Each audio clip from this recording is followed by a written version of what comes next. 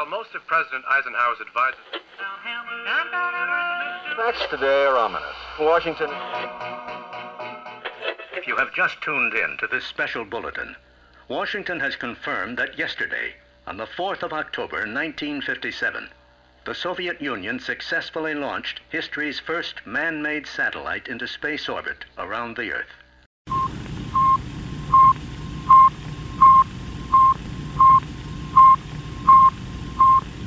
It's the radio signal transmitted by the Soviet Sputnik.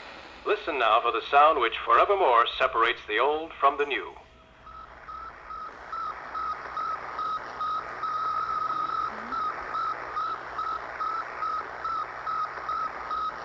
That's it. That's the Sputnik. That's Sputnik. So big deal. Big deal? What you fail to grasp is that the sound you're hearing is being transmitted by an object that is traveling at 18,000 miles per hour, 559 miles high, and orbiting the Earth every night. Shut up, boys, not in my class. Thank you, Quentin. Now, Quentin's right, y'all. Sputnik is a milestone in history. Things will never be the same again.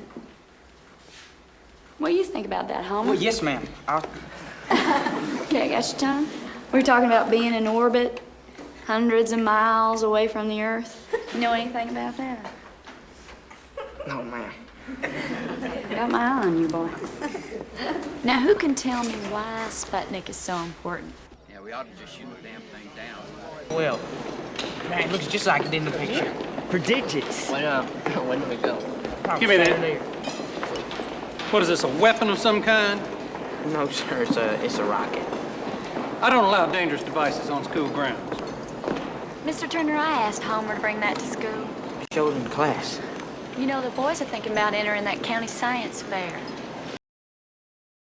Principles of guided missile design. I had Miss Waters order it for you a while back and it just came in.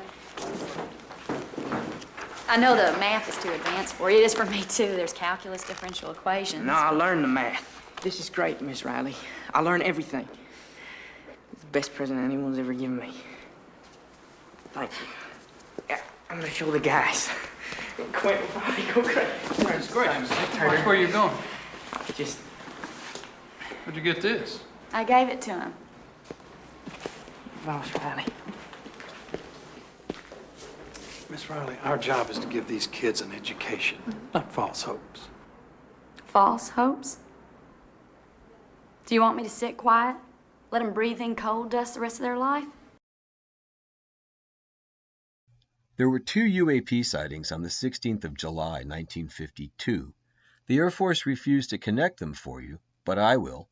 The morning sighting was up in Beverly, Massachusetts, with U.S. Coast Guard service member Seaman Alpert snapping this photo of UAP in formation to point out the pollution emanating from the Salem coal-fired power plant. Seaman Alpert was young and initially dismissed. The later night sighting down in Hampton Roads, however, was reported by NACA scientist Paul R. Hill, who the Air Force found very credible as they failed to recognize that the 2 events were inextricably linked to human death from coal pollution. I say this because if you look at this aerial view of the approach and retreat of the Hampton Roads UAP lights, they very effectively highlight the Lambert Point and C&O Railroad coal terminals. The low angle of the approach of the lights to Paul and Francis on Chesapeake Avenue suggests that the more respected NACA engineer was chosen to support the younger Seaman Alpert. I hear you're leaving? That's correct.